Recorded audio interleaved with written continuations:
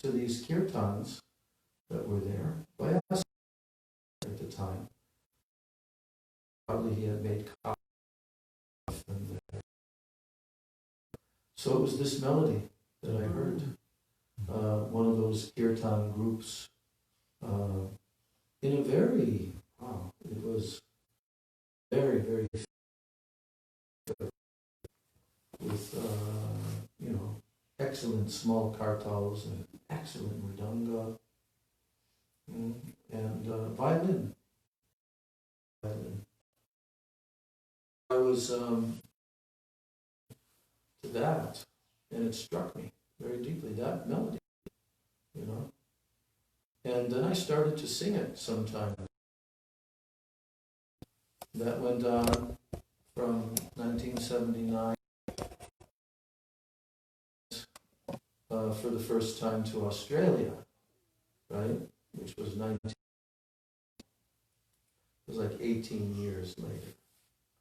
So there was a Prabhupada disciple lady. Her name was Krishna Premi, I think, something like that. And she was one of the local Australian devotees, Prabhupada disciple. She was a musical type, and she had a very beautiful singing voice. And she had even made a couple of recordings. So she had come to Gurudev's darshan. That was Gurudev's first time in Australia. And she came, like various other ISKCON devotees also did. They had to be a little bit independent types because ISKCON was forbidding it, of course. So, they came. And then, Gurudev would call for kirtan to be performed. And she was pushed forward by the other ladies. Gurudev. She's a disciple of Prabhupada, and she's very well known in Australia for her singing. So, yes, she should sing. So, she began singing. I remember, it might have been that Gurudev asked her to sing a particular song, but she had some repertoire of songs. And anyway, when she sang this melody, right? She sang this very melody, which, I had heard in Bangladesh. So I didn't know whether the melody was authentic or whether somebody had invented the melody, like so many other melodies are invented, But I very back in the late 70s. So was in this, and he really appreciated it very much. And maybe even some tears came. But he had that sung again by her on another day, And it was very interesting to me because I had heard that melody, but Gurudev hadn't heard that melody before,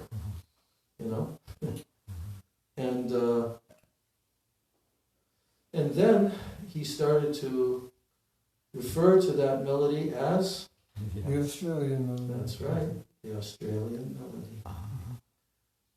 And that became his trademark melody of the Mahamantra for all those years. And then sometimes, as we've seen here in Badger, he would direct, like an orchestra conductor, the whole groups of devotees singing, and he would divide the ladies and the men. Now ladies, now men, now both together. And it was always a very stirring, heart-stirring experience, And I remember the next year, like we were up in San Francisco with Gurudev. It was the same year, it was 1997. Gurudev's second visit to Badger and his second visit to the Bay Area. And I remember we were up there in the Bay Area, and by that time, Kalimba and Madhavi, they had put together some songs. They would both sing, their two voices blended together. And Gurudev liked it, but she's really appreciated Siddhanta and had some feeling for it, Kalimba also good, but Madhavi in this case, she was going further, and Gurudev was giving attention. So I remember one time when we were there in the Bay Area, we probably were there, that bowling alley kind of place, It was in some big parking lot in a shopping plaza, and they had some big building that was connected with a bowling alley. You remember that? Yeah, we were staying there. It was a really big hall, right? It was a big hall. Yeah. I mean, we couldn't hear the bowling, but it was right near to that. Yeah. What were you saying? No, yeah, we were staying right there on site. Right. No, that was a different one. That we weren't staying on the site that year. That might have been 1998. It was the second year. So I remember I was sitting with Madhavi before Gurudev came, and trying to work out the chords. She had that portable piano thing, and because the chords make a very huge difference. Like Kishore Mohan, he pretty much got it down. He found the right chords that have the right, and Kasturi is actually a very talented pianist, and she was also trying, but I kept on saying, no, not that chord, So we worked it out, and we got it together. And then Gurudev, it was one of those days, they had a smaller room. They had the bigger, like a conference room, but then they had a smaller room as an additional room. And for some reason, Gurudev was in there for one of the programs. And the devotee brought along a flute, and he was very expert at playing it, not just fooling around. And then Gurudev again directed that melody to be sung. So that's the Australian melody story. I would always be amused because it's actually a Bengali melody. Separation mode. Huh? He said it had separation mode. Yeah, and he also explained it there in San Francisco at one time. He gave his purport about Radha and Krishna, something like Gita Govinda type. Radha and Krishna are separated, and they're both feeling separation from one another. But then when they come together, because that melody has three different changes in it, And the one where you go the highest, that's like Gopi Gita, when the gopis are completely overwhelmed, and they're singing in very high voices and so much separation. So Gurudev was being affected by it in that way. He got some of that out from his heart for us to see that. Oh, that reminds me of another similar thing that I'll just tell before we begin the class. I wasn't there. It was in Italy. Might have been one of the first times that Gurudev went to Italy. I was in Russia for those few years, 99, 2000, 2001, 2002, like 4 years. I was not going on all the tours, some a little bit. But the story became very famous. It was in the Katha. And, they were near to some, maybe the Mediterranean Sea, where they were, and Gurudev was going for a morning walk. And there was some area there, forest, as you're coming up. So they were driving into a parking lot, And they went on a morning walk, and again they would come back to the parking lot and get into the cars. So, it's like a wealthy area, with houses. So, what happened was, there was some don't know exactly what type of dog it was, but you know, a big dog, an expensive kind of dog, you know. And those kind of dogs, they don't just wander around, you know. But Gurudev saw this dog, and the people were coming and, you know, like parking, and then they'd get out of their car, and the dog was going up to the people. Mm. And then he'd go up to the people and, oh. Then he'd go to another car and he'd see the people coming out of the car and he goes up to the people. So Gurudev was wondering about that. So he asked the devotees, this dog, why he's like this? He has no master, you know? And the devotees explained to Gurudev that, unfortunately, these people, although these are very prized kind of dogs, you know, the species of the dog, or the breed, you say, but sometimes what happens is people get dogs and they're puppies and they raise them, but then they get tired of them. And then they actually bring them to a place like this and just abandon them, right? And then they go and get a new dog, you know. So what happened was, when Gurudev heard this, then tears came to his eyes. And you know why? Because he was remembering the gopis. And he spoke about that. How the gopis have only Krishna. And always like this dog, where's my master? Are you my master? Are you my master? Like this. The gopis felt so abandoned. Huh? And that's why they sang and cried out in their unified voices, the Gopi Gita. Mm-hmm. So just see how an ordinary incident of the material world, it inspires udipana, you know, stimulus for the pure devotee remembering Krishna and Krishna's pastimes. So these are a couple of little things. Today I was thinking that I want to contact the devotees who do the archives of Gurudev. It used to be Isha, I think, and now it's his daughter, I think, Madhavi, right? And I want to inquire, because they have the all of Gurudev's videos, you know, all. And I want to get all of them and start watching. And they probably, I don't know, maybe they come on some kind of drive that has so many terabytes. But I know that, like, Sudevi and Kishore Mohan, he told me that they got this sometime a few years back already. And every day, watching Gurudev's videos, all of that. So I thought, yeah, I need to get this. You know, this is the wealth. But you were saying that Shamarani had a conversation with Gurudev in '94 about this, because you're doing it in relationship to the phones that are on your table. Right. And you said that reminded Oh, okay. you. Yeah. Yes, okay, thank you for reminding me.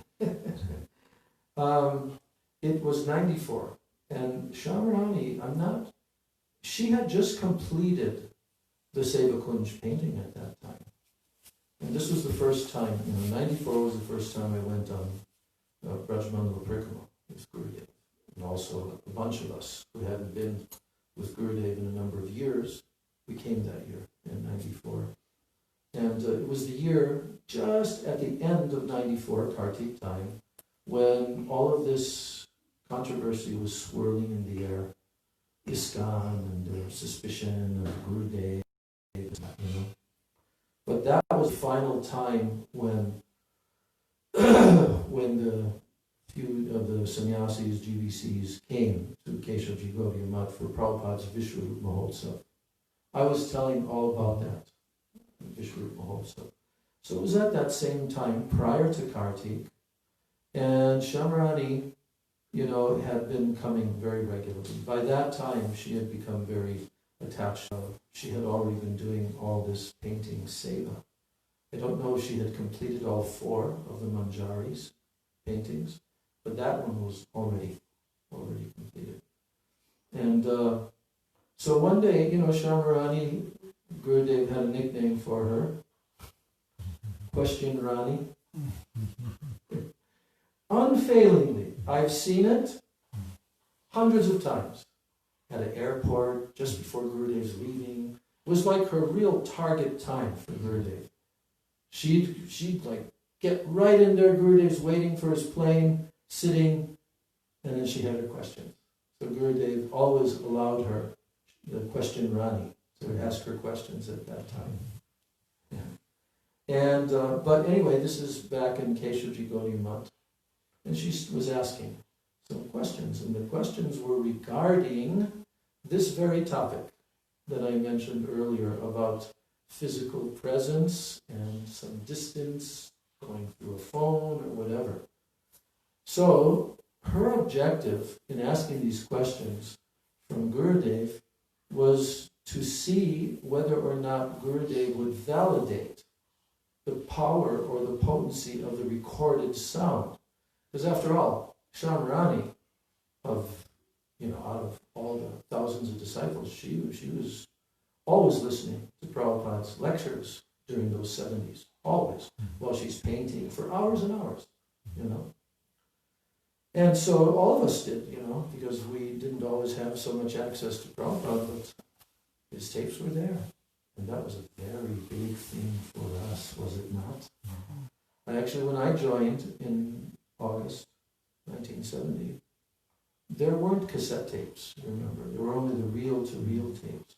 But somehow or other, Bhagavan had gotten a hold of a tremendous collection of all those early kirtans that Srila Prabhupada sang and recorded himself, But other than that, we didn't have much of Prabhupada speaking.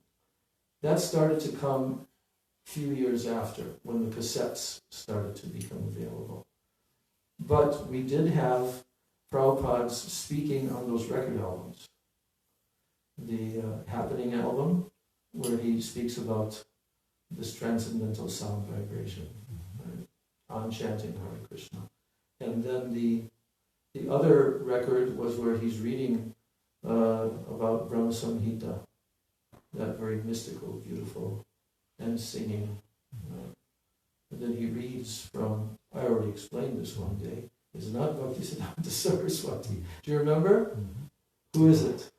Yeah, well, it's one of his disciples. Maybe it was the professor. Was it some? Yeah, Professor Sanyal. Yeah. But who wrote that? But Prabhupada, he was saying the materialistic deminar cannot possibly stretch to the transcendental autocrat. But Bhaktisiddhanta Prabhu edited that, right? Didn't you say? Yeah, but who wrote that? Who wrote the commentary of the Brahma Samhita? Sounds like Srila Maharaj. No.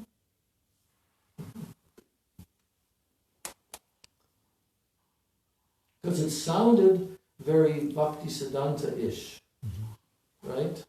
So ISKCON actually published their Brahma Samhita saying, by Bhaktisiddhanta Saraswati. But anyway, who actually wrote the commentary? Oh, it was Bhaktivinoda. Yes. In what language?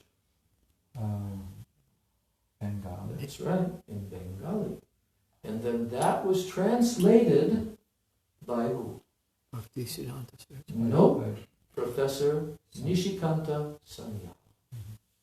And his English was very similar to Srila Bhaktisiddhanta Saraswati Thakur. And he was a top-level Sanskrit scholar, professor in the university, and became initiated by Bhaktisiddhanta Saraswati. He also wrote a whole book about Mahaprabhu. Forget the exact title. What was his Dikshanam? May have been Adi Keshava Das, I think, perhaps. Yeah. Anyway, so Gurudev,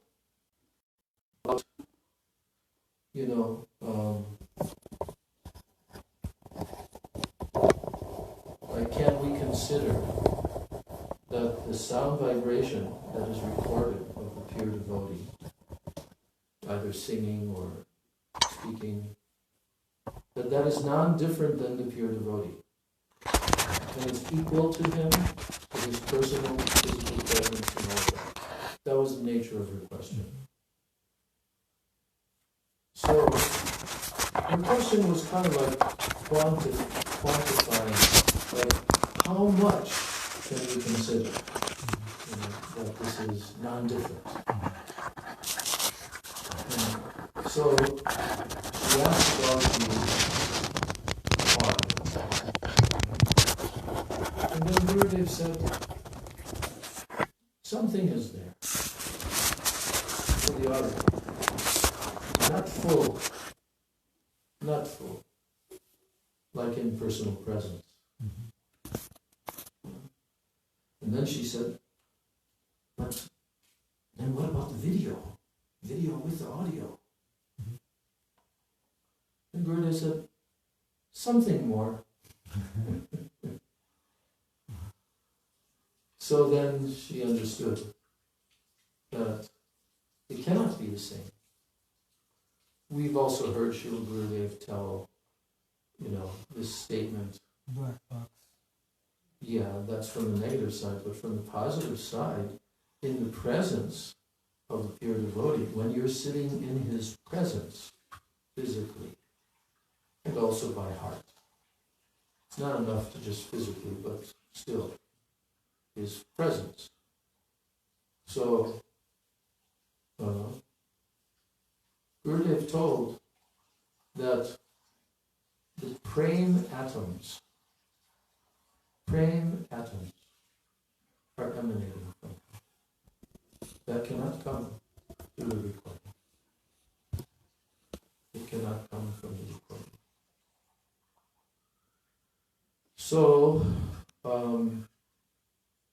there's a big difference. And I think in the modern day, because we have all these communication tools, but I think we can directly experience it all the time, that it's very different from personally meeting. Even if you're having a live video conversation on whatever, Skype or anything else, it's never fully the same. It's good, like especially if you can't meet that person and very important to communicate, it's good. But it can never be exactly the same because in the personal presence, all of the other subtle things are there. Probably you've heard Bhagavat Maharaj, big Bhagavat Maharaj. He's got a whole, presentation that he's been making over the years, combining certain purports from the Srimad Bhagavatam, where Prabhupada is saying, that there are saffron dust particles traveling in his voice. You heard that, right? You heard that? Yeah. So, but personalism is so important. And because of the separation that happens, because of social media and all these things, there's a whole generation. I was just hearing a whole expert doctor talking about this generation, what we call Generation Z, I think. They're really injured, majorly, psychologically damaged and injured. And that's even before the coronavirus stuff, So many suicides, he was telling. And then he was outlining a very expert presentation he was making about how this is affected, how does this happen. So anyway, I was just making a comment that when I know that there's a God sister in the kitchen and there's only a 10-foot space, even though I'm not seeing, but I know that she's sitting there, then is different. For me, it's different. For a person speaking than a person listening in on a phone. That's a little bit more impersonal. I'm not blaming. I'm just saying that it's a little different. Like if we had all the devotees here 20, 30 devotees in the room, it would be a completely different atmosphere, isn't it? But the main thing is the mood of the speaker, the mood of the listeners, and all of that. So important for Harikatha. But you know, if you have even one person who is a suitable, partner for exchanging Harikatha, then you know what that's called? An Ishtagoshti. That's written in Srila Bhaktivinoda Thakur's article, the Sri Gauranga Samaj. He's talking all about the society of Sri Gauranga, and he's telling about the activities that take place, and that a Harikatha, he called it a Harikatha something. You know, when two pure Vaishnavas sit together and they're discussing. Yes. So, actual Ishtagoshti is when two or more are sitting together and discussing the Ishtadeva and his name, form, qualities, pastimes, and so forth. So, without further ado, we can start to talk about meditation. Om Jnana Timirandasya Jnana Shalakaya Chakshurun Militam Yena Tasmai Shri Gurave Namah Mukam Karoti Vachalam Pangam Langayate Girim Yat Kripa Tamaham Bande Shri Gurun Divataranam Vansha Kalpatarubhashta Kripa Sindhu Vyevacha Patitanam Pavanebhyo Vaishnavebhyo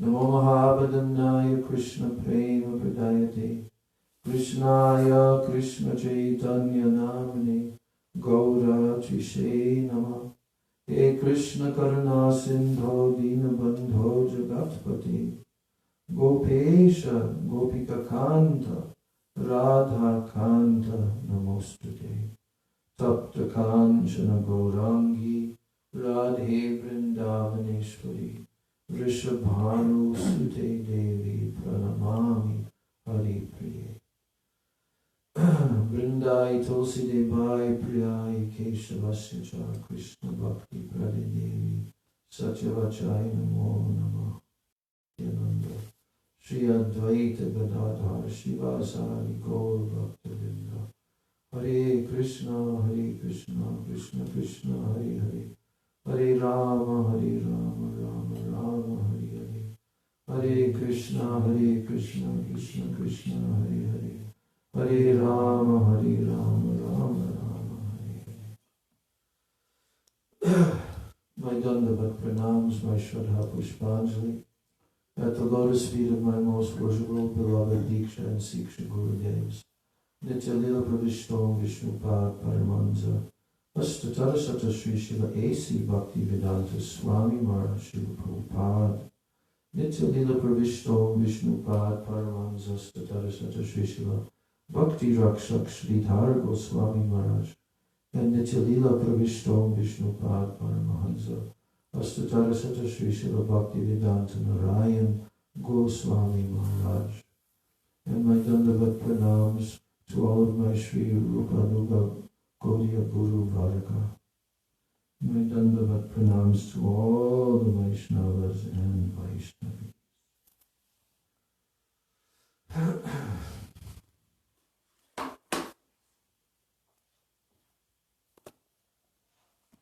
I have a little quiz.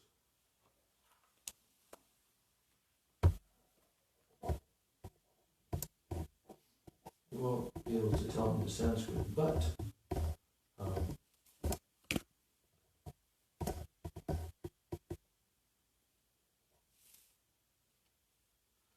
what is the verse? Because yesterday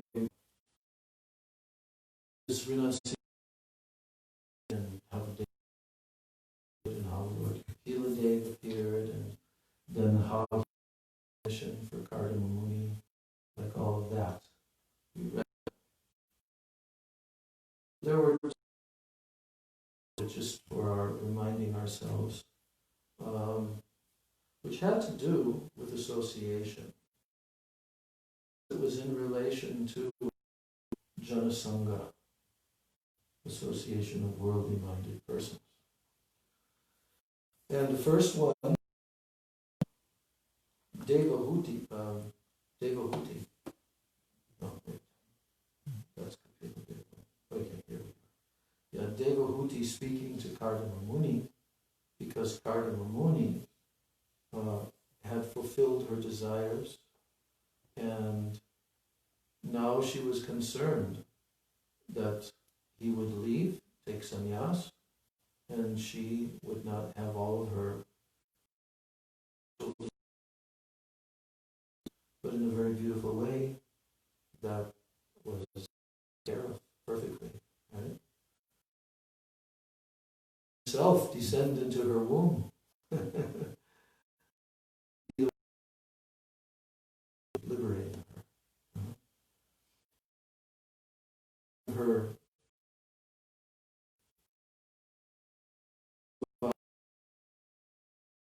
is the association.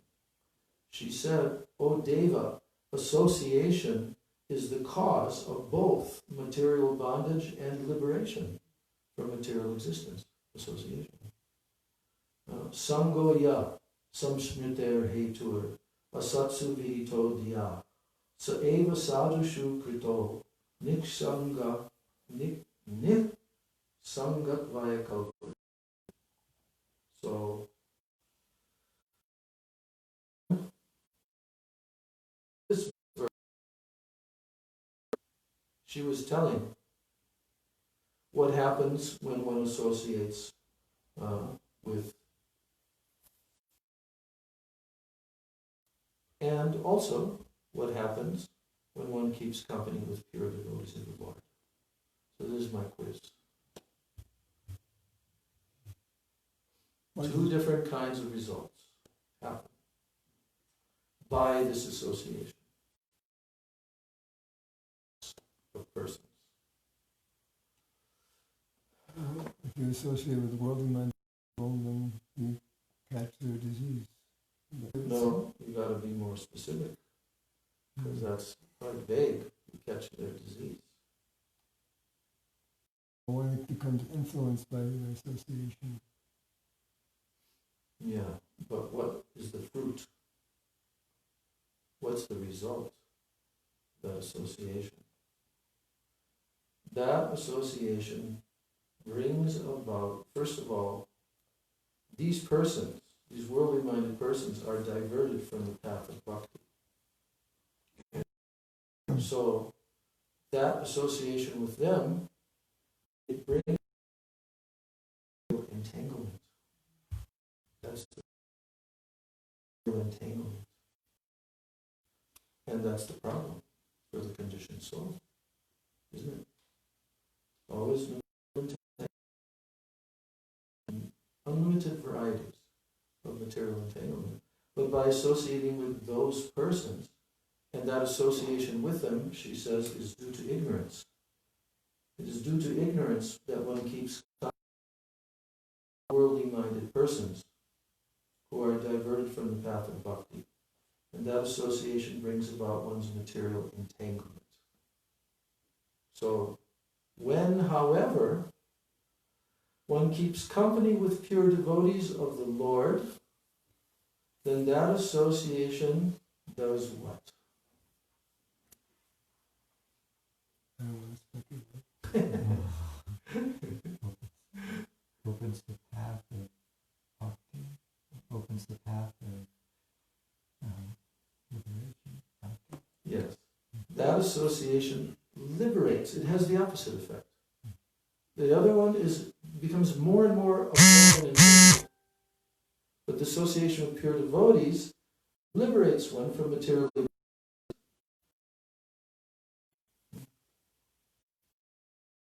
That is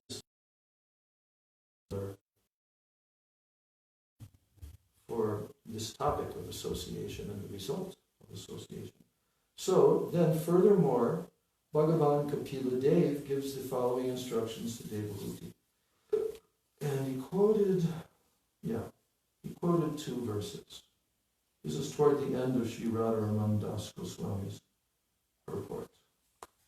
I'm just reading it. So, he says, Lord Kapila Dev says, Sangam na kuryat pramadasu jatu yogasya param arurukshu matsevaya pratilabdhatma labho vadanti ya nirayadvaram asya. Translation: those who desire to obtain Krishna praying fruit of bhakti yoga, they should never indulge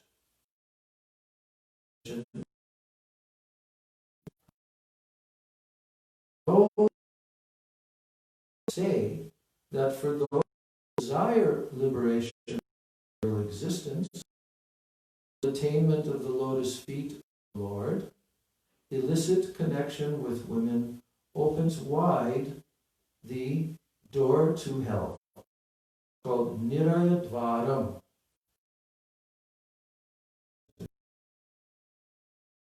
Qualify this statement here. Gurudev always used to add on these kind of statements that for the men it means the association illicit with women, but for women it also means the illicit. Both are there. So then he says, the other verse that he's quoting, Tesh Vasham Teshu Mudheshu. Here we have the word Mudha. In Ashanta, agitated. Mas asadushu, asadu, non-sadhus. Sangam na kuryach chocheshu, choch yeshu. Yoshit krida mrigeshu. So that's a few verses away.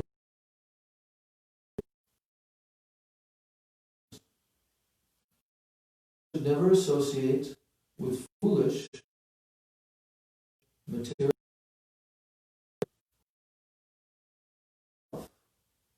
and most deplorable, and who are dancing dogs in the hands of women. So here the word deplorable is used. This is the original usage of the word deplorable.